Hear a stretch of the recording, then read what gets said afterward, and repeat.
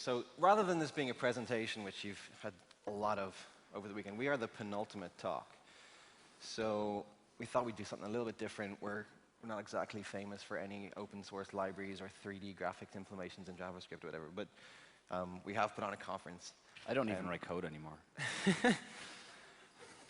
But we thought we'd do it sort of podcast style and maybe just be a conversation. So at any stage, we have slides that we've put together, and we would like to go through the slides. But that's just to keep us on track if we get completely derailed. But do feel free to derail us, because it's just kind of, it's a conversation. So yeah, Eamon's going to kick us off a little bit. So as Paul said, this isn't a technical talk. This is more of a talk about a journey, one that's very personal to Paul and I. Sometimes we shared that journey together, and sometimes we kind of went our separate ways, but always kind of found a road back to each other. And on the journey, we met many people around the world in various communities, various open source communities, developer communities. Some of them are in this room, but all of them in some way kind of guided us, helped us along, helped us to kind of really travel this personal journey that we've come through the last couple of years ourselves. That helped us to understand it. So what does that have to do with you guys? Well, we're all really on one journey of some sort or another. And, you know, for example, we're all here at JSConf. This is a journey that you guys are sharing over the course of the weekend, and it's a journey that started back sometime in 2008, I think, in the US, in a dive bar in Arlington, Virginia. Chris told me earlier on today.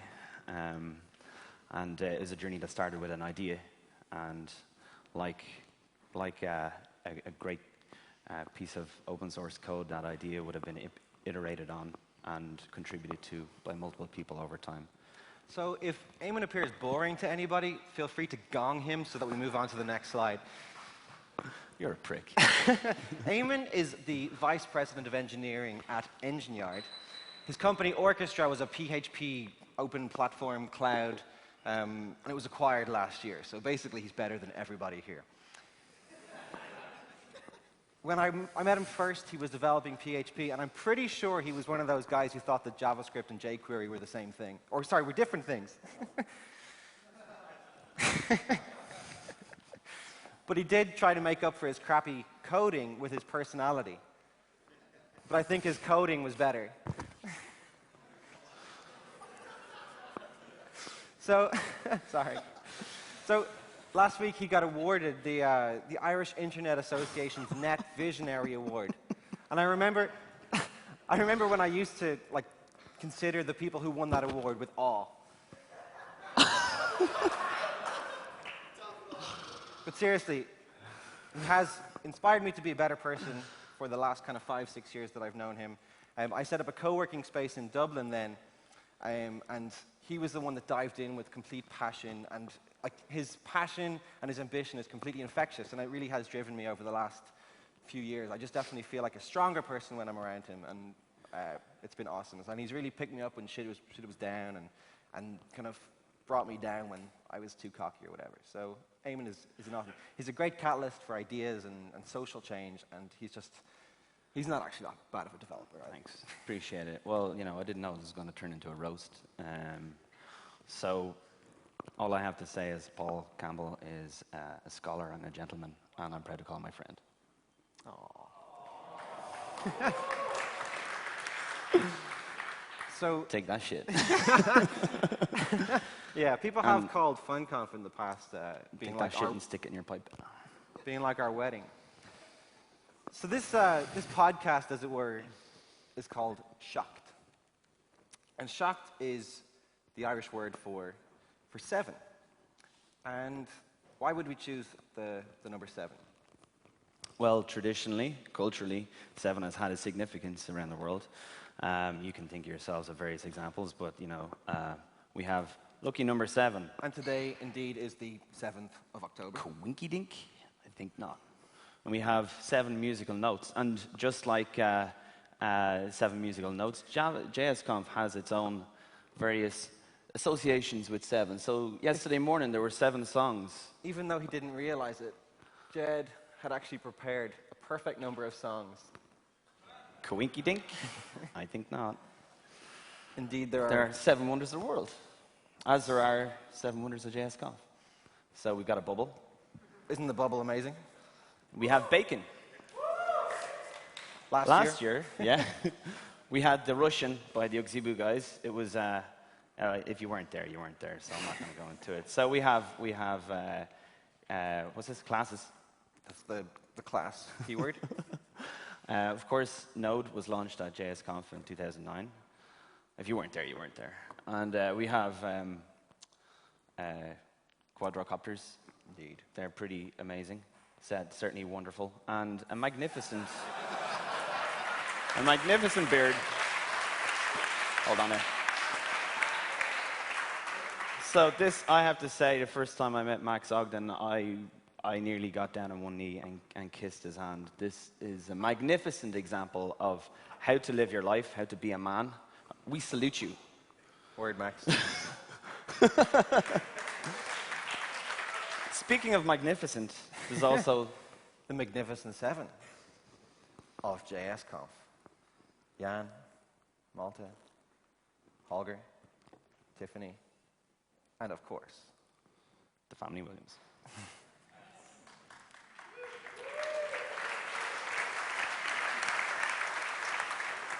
Seriously though, the JSConf EU hashtag is just something to behold. I mean, it's amazing. So, of course, Snow White and the Seven Dwarfs, and in turn, JSConf has its own Snow White and the Seven Dwarfs, or Show White. And there's also Gimpy, Lanky, Boozy, or Brian LaBoozy.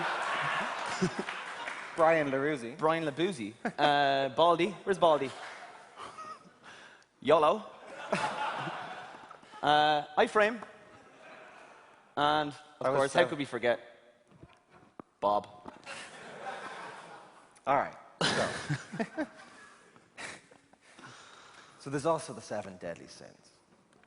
And shocked is the Irish word for 7. So if you think of this talk as na shocked baki de Paul agus Amo, we are dressed in our traditional Irish costumes that we program in every day. Top of the barn until ya. This podcast is called The 7 Sins of Paul and Amo. So the timeline is 6 years. Yeah, we didn't really think this one through. So just imagine this is next year. And yeah, there you go, right. Come on. It's still just 6. We start with chapter 1, Pride. Pride takes us back to Dublin from maybe 2008, 2009. And we, as a tech community in Dublin, were quite backward, as everything is in Ireland. What the fuck? And we traveled, there was a group of us traveled to San Francisco, and after we came back, we were inspired to, well, I wasn't inspired, I was just kind of mainly sore. So one amongst the number, a guy called Anton Mannering, he put on a meetup called Tech Lud. And it was a terrible name, I mean, but he managed to attract tens, and I think there was more than 100 people at these meetups. But it was really great. It was the first time that we felt that there was actually something happening in the community in Ireland. And it was so bad, like that there'd be people putting out open source or even success stories, and you'd read about them in the newspaper, and they lived like an hour away, but there was nowhere to go meet them. There was no interaction. And that was the first time that I had ever done it. But what was really interesting about it was that one of the kind of entrenched guys who had been running a different set of meetups, he was like, "Oh no, these things are damaging.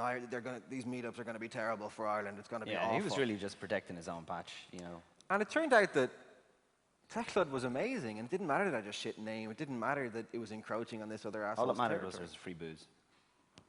That's pretty much what it came down to. It wasn't very funny. Okay, fair enough. So anyway, the lesson that I learned anyway from back then was that Anton did not need permission to go out and put on this meetup. He just went and did it. He went and booked a bar, and he invited some people, and loads of people showed up. And I went for the first time. I met at that meetup just a bunch of Irish people who were putting these things out there, and it was really good. And they just turned out to be ordinary Irish guys that you could sit and have a chat, except instead of chatting about football or whatever, you were able to talk about whether he used image magic to do browser-based image conversion. And it was brilliant. The other thing I learned was that nobody really owns a community. and there were people telling him that he couldn't do it because they owned the community. And, that's just bullshit. So bright-eyed and bushy-tailed, Paul and Amo learned a valuable lesson. Jesus, that's a great one. And to sum up the first chapter, a quote from Jeremy Ashkenath from last year. So, chapter 2, envy. Yeah, so we had, from our point of view, we were looking at the activity that was happening over in Silicon Valley and other parts of the world. A lot of activity around startups, around developers in startups, around open source. A lot of real-world communities coming together that may have met online in some way. And we didn't really experience much of that in Dublin until this point, and we were envious about what else was going on in other parts of the world, and so we wanted to create a bit of that on our own. You got to understand about Ireland is that it's 4.5 million people. It's an island, and there's a mentality that comes with that. And wherever you guys are from, maybe you've experienced a degree of that. But when you live in a small population, it's very easy to be told you can't do stuff, and it's very easy to think that, well, why would we bother going abroad or to other countries when we have everything we need here, which is, it's totally at odds with what communities, international communities are about, what open source communities are about. You want to hit next there? Yeah, so our perspective was local versus global, and we wanted to be among the best, or what we thought was the best, and our perspective was limited to the people we interacted with on Twitter. So I guess what I'm saying is that we had a motivation to go beyond Ireland, and that was actually half the battle, really. And then during this time, in our notes for preparing, we referred to this period as the trough of despair, because we were putting all of this effort and money and time into trying to build little companies and things, and stuff didn't really work out that well. Well, we were trying to figure it out, but trial and error. But we just kept at it. We always had time for points. And we were still bright-eyed and bushy-tailed. Yes. And to sum up this chapter was the old Irish. Anyway. Old Irish proverb, fuck it sure to be grand. Paul has a different perspective on this than I do. Yeah, so the interesting thing about this phrase is that everywhere else in the word grand means doing things on a big scale with massive production values. In Ireland, sure, grand means, sure, just run it without test there, it'll be grand. Do you know what I mean? Good enough is good enough. Yeah. Yeah, so we just wanted to sort of take it to the locals and say that we wanted to compete on an international scale. Yeah. Which takes us to chapter 3, gluttony. It takes us back to this fine city from 4 years now, almost. We came to JSConf for the first time. I think it was the first conference that we had traveled to together. And it was a life-changing experience. And that sounds really douchey to say, but it actually was. Seriously, though. I mean, and I hope that some of you, if you've come here for the first time, would agree that it's hard to distill just why it is. I mean, maybe it's the talks, and maybe it's the talks that you don't understand, but you hope that you'll understand next year. Maybe it's the parties, but it really comes down to one thing, and I think I understood it most after the talks, when I kind of assimilated everything, and I put out a tweet saying, hey, I'm organizing a dinner. I think I said I was organizing a Ruby dinner, but a few people came. And I just learned this thing that all of these people, these heroes, the people that I revered as celebrities, they watched Breaking Bad too. And you know what I mean? It's like, it was just, I felt like I was part of a family, and I was able to talk to these people, let alone be in the same room as them. And it really was just... That was a really important lesson. Oh my God. Because it's so hard when you're removed and you're from various communities and you're watching from afar and you hear enough people being spoken about on Twitter or mentioned in conferences or whatever. It's very easy for to think that they're big shots when really they're not. They shit the same color you do. So at that conference... I really need to think about things before I say them, sorry. At that conference, Jan said to us on the last night that there was a few people coming to town from GitHub, and that Jan had just spent 5 days on his feet and he needed to go to bed, but he needed people to entertain the GitHub guys because he wanted to impress them. So he turned to a bunch of nobody Irish, mucka, whatever. It's hilarious. I don't remember it like that. So anyway, we ended up out with the GitHub guys, which was amazing. Here's a shot from 7 a.m. after having not finished. Here's proof that we were actually there. And And one of the phrases that came out last night, as we were learning that these guys were just people and that we could actually talk to them and interact with them, was this lovely request that Scott from GitHub said to me. And it was just, I'd love to come to a fun conference in Ireland. And so that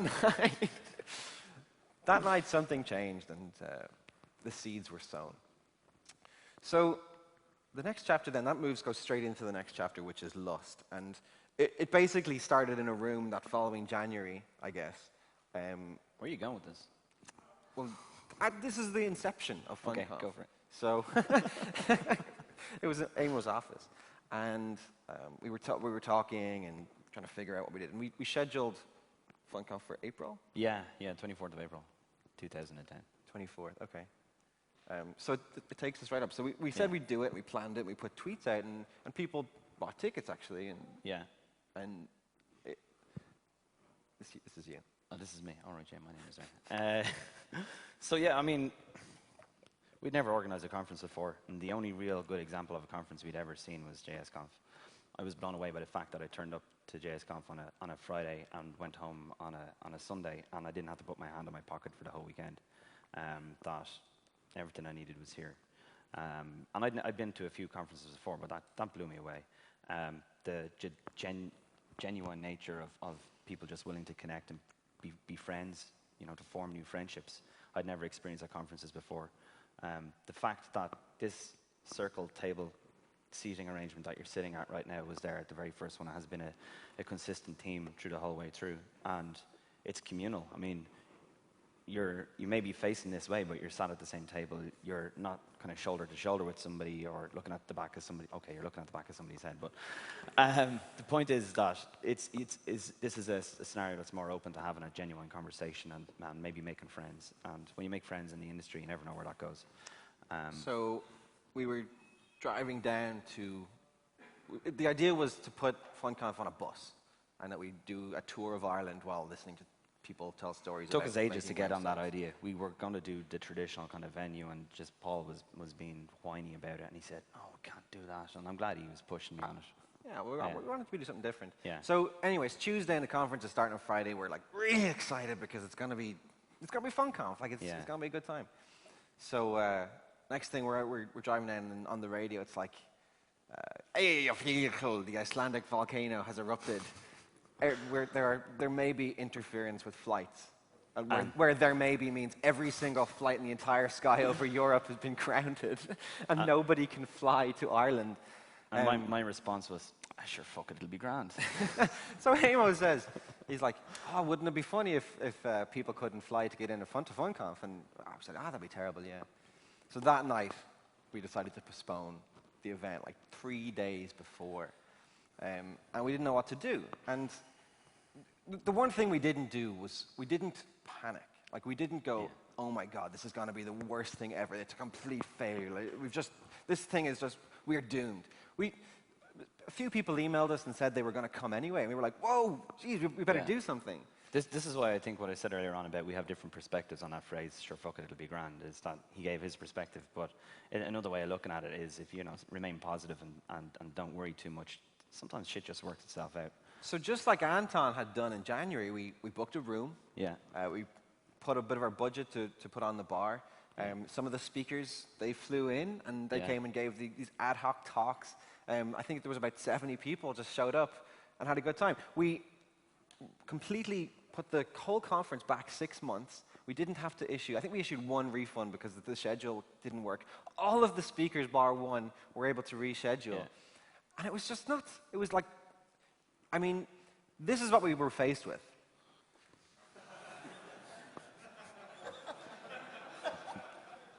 Who does that happen to? And this is what we got. It wasn't a conference, it was I know it looks like 7 people there. But there was actually more people behind the photographer. And that is a couch that we're standing on.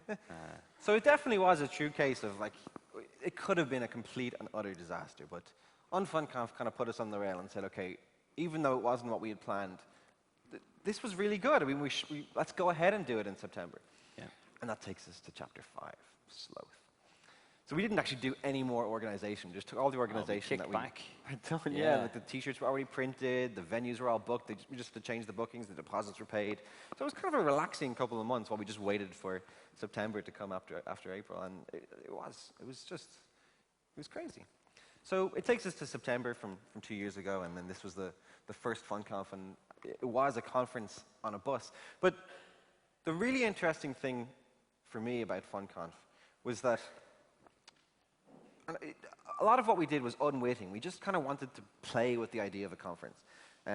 We put people all together for breakfast in a restaurant, and then we put them all on buses together. So speakers and attendees all together on the buses in the morning. We had an after party, which was a very enclosed, self-contained area. And it sort of, it gave this setup where there was no fractioning or there was no distribution. Everybody was kind of all together at the same time. And it created an interesting scenario where people would be sitting on the bus beside the CTO of Amazon, not realize who he is, and then he, gets up and gives a talk, and it's like, what the fuck? Then later they'd be like, that guy knew a lot about AWS. for an old dude. it was just, I mean, it was fun, like, to do that, to kind of mess about with people. And so the idea was, I called it the trap. We were trapping people in this limousine party bus. 2 of them, actually. And so even though people were trapped, it was quite good fun. There was kind of flashing lights, there was music, there was a microphone, people could get up and we put the other great thing about it was there was no presentation, so no actual screens or anything, so people had to rethink how they actually conveyed ideas. So they didn't have the benefit of a big screen on laptops. So we encouraged people to think about it more like telling a story rather than giving a presentation.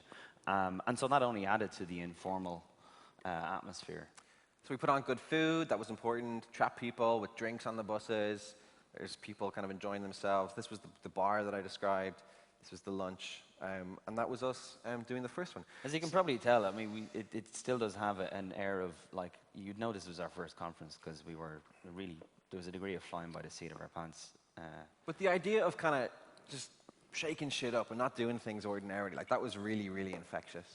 This is a lovely quote that happened afterwards, and well, this was the following year. But it all came down to that. It all came to just give people something to talk about, and maybe we could make it work. So, flying into the next chapter, greed. Yeah, so this brings us to September 2011, and FunConf 2. We'd taken some of the lessons that we'd learned, and we'd picked up a couple of other things along the way. And we really wanted to kind of, one of the things that I thought FunConf 1 went pretty well. One person came up to me at the end of the night and said, "Oh, it was great. What are you going to do next year?" And I'd already in my head saying, we could just do the same thing every year, and people love it. But because there was an expectation that we need to do something bigger and better, it was like, well, what do we do that's bigger and better? I remember I was in the pre-party, I think, for, again, JSConf.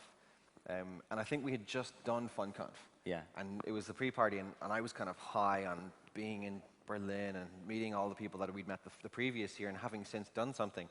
And I was saying to people, wouldn't it be amazing to put it in a castle? And people, the look I would get would just be, yes!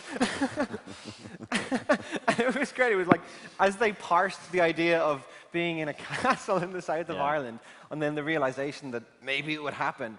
Like, if we can do it in a bus, we could do it in a castle. And we did, and we went and did it in a castle. We'll show photos in a second. And what we really learned is, one, it can be done, and there is a I did not know you could rent a castle. You can rent a castle. So I went and organized the castle while Eamon's company got acquired, and he got married, and thanks for covering my back there, Paul. Appreciate it. And so we put it on. But the thing is, the week before the conference, Eamon came to me with this idea. Yeah, I don't know. Just subconsciously, I thought it would be great to have a juxtaposition of a DeLorean and a castle with a clown and a donkey. And I wanted a stuffed badger and an old lady smoking a pipe in a deck chair, but I couldn't get one of those. But the guy who got the donkey from me rang me and he said, "Hey, do you want a llama as well?" And I said, "What the fuck, really? You got a llama?" "Yeah, totally. For the same price?" "Yeah." If you've let's do it. If you've ever seen a bunch of JavaScript developers chasing a llama down an avenue so that it doesn't escape into the local The llama town. ran away. It was nearly blood on the streets. It wasn't being cooperative. The donkey was a stubborn ass. And the question in the back of my rational mind is, why? Why not? And then the excitement was, that is going to happen next week. And it did, and it was good fun. The idea about pro meaning production, and we see it here all around us, like the production values here are incredible, is that FunConf is not a professional conference by any means. It includes a lot of very professional people and proficient people. But what we learned by kind of asking the right people, and as it happened, the people in the castle works, like they were royalty level professional. So the production value there was amazing. The food was incredible. The setting was unbelievable. It was great. Actually took a lot of burden off us. You know, there was a lot of behind the scenes people working on it. When we realized that you could put a gig in a dining hall in a castle and have the most amazing sound and it was like, okay, we can actually achieve this. And that's next one. Oh, sorry. Yeah. Okay. Well, that's the castle. It was just like, wow, cool. And then leaving this chapter, FunConf 2, a quote from one of my favorite people in the world. So it was the idea that it didn't have to be shit, just reinforced. And again, bring people to this great venue and just do shit. And I think it really comes down to the motivation, and this is the big difference between community-organized events and, say, professionally designed and curated events by, official event companies. Is the motivation behind it is completely different. I guess greed is there in both cases. So the last chapter was greed, and we were greedy because we wanted to bring people together and build a conference for ourselves, right? Who do we want to see talk? Who do we want to hang out with, right? So there was a self-interest in there. Whereas professional event conference organizing companies are in it for the money, and so really those two motivations are different, and it really shows in the outcome. And this is one of the reasons why I've always thought JSConf was really a top of its game when it comes to conferences. That the motivation behind this is one thing and one thing only: community, people, and that's why it's awesome. Anyway, cool. Next, the final chapter. Thank God. So this takes us back to last month, or I guess 2 months ago now. FunConf 3. And we had said a few times, well, there was a few things that had been said, but one of them was we should keep it to 3. Why? No real reason. It just kind of felt right. But the other reason was that people had said the first time, how do you top a bus? And I was like, well, easy, a castle.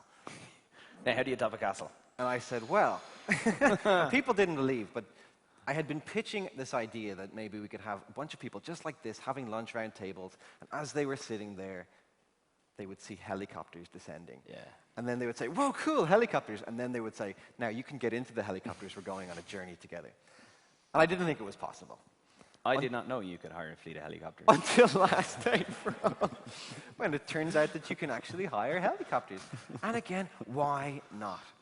So for FunConf 3, we wanted to go all out. We wanted to go out with a bang. We wanted to just go absolutely nuts. And I wanted to do the helicopter idea so damn bad. And the helicopter call was... In fact, there was a point where we reckoned that if it would just cost too much to do it, but we stayed true to it, and like it would not be the same without the helicopters. Sure. They have that helicopter. The thinking of anybody coming along to FunConf would be 999 euros. Blech. And my thinking was, I want to do helicopters. I don't care what it costs. If people want to trust me to do this, then great. Well, and that shone through in the website. I don't know if any of you guys saw the website. It was just a picture of an island with the question, "Do you trust us? Yes or no?" There was no schedule or speakers or anything. That was it. And when you hit yes, you got asked to pay €1,000. And well, we were successul in selling out and creating a big enough budget where we could afford helicopters. And then just another quick thing to say is that we didn't actually make any money. We paid for our own FunConf tickets, and they weren't cheap. So the lesson that we learned from doing that is that we did want to go out with a bang. And here's a few highlights from FunConf 3. This was the name badge that doubled as a drinks holder. We also kind of decided a few months beforehand that we were going to grow out our beards. Actually, Paul decided about 2 months ahead of me. Didn't tell me, so he had a head start. So his beard is way more impressive than mine. Still not as awesome as yours, though. We did the helicopter thing. The phone call was funny. It was, how's it going there? I see you have a helicopter company. Would you be able to bring 100 nerds to an island next September? And your man was like, yeah, no problem. I didn't know it would be that easy to hire a fleet of helicopters. the stage setup was lots of balloons and things. That was The kind of great thing fun. about it, a couple of people brought their kids. You can see there's That's Jackson on both of those photos. Yeah, young Ridley there is being handed to his dad, Sean, from the helicopter. And then that's Tom Preston Werner from GitHub. He gave his talk with his baby strapped in to his chest. Baby didn't wake up at all. Amazing little cool kid. And then just like, why not have a conference in a castle? Why not have a conference and have loads of cliffs? Yeah, we didn't really get the weather that day. But But it was like, cool. And the idea was as well that making it the last conference, making it the last one, it kind of made it that bit more special, right? it was a bit sentimental about it. Lots of people have said, oh, they'll want to go next year. And I'm like, no, you Yeah, won't. Sorry, you missed that chance. The ship or the train has passed or whatever. The helicopter has The helicopter has landed. Yeah. And it was just really, really special to sit and know that we didn't have to do it again and that this was the last one. And we really put our absolute all. Like, literally, if we could have translated our personalities into a conference, it would have been FunConf 3. We couldn't have done any more. Like, there was no resources available to us to do I've no anymore. regrets. I'm happy. Absolutely. And this was us singing, I think, to the lads at FunConf. It was great. So this is the philosophy. We prefer to be Back to the Future than Star Wars.